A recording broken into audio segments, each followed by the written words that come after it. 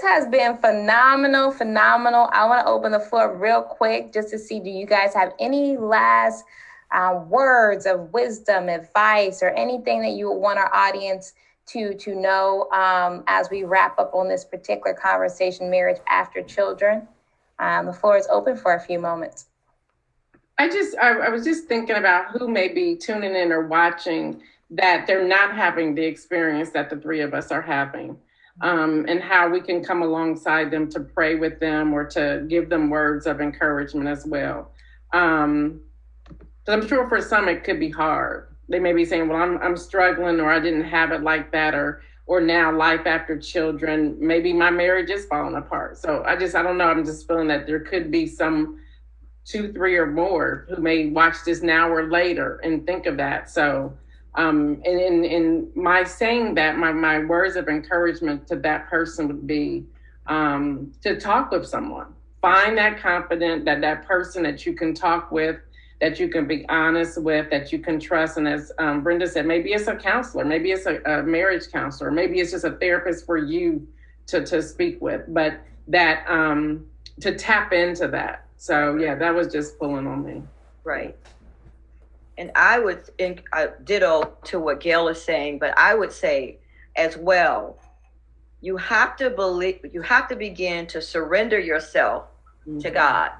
You can't do marriage the way it's intended to be unless you invite God in.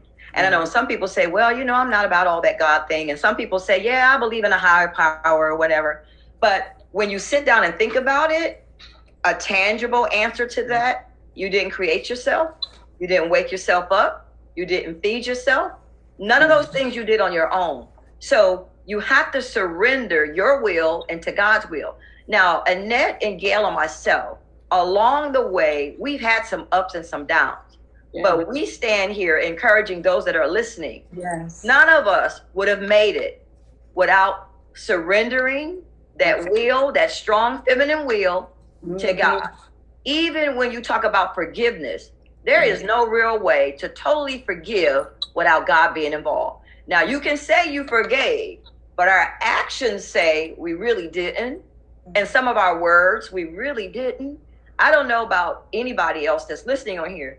Total forgiveness, you need God to do that. Because y'all know we can hold some grudges. We cannot speak for days. But is that Christ-like? No. So I would encourage anyone that's listening. And you have to remember, there's no perfect marriage, but you can have a prophetic marriage. There's a difference. Right. There is no perfect marriage on earth. The only perfect one is already gone on. But you can have a prophetic marriage using the guideline that's already been left, the word. To the word. Absolutely. So good. So good. Anything else, ladies? I just want to say, if you are having challenges, and some people don't want anybody to know, I would say if you are having challenges, don't give up. God does have a plan. Don't give up.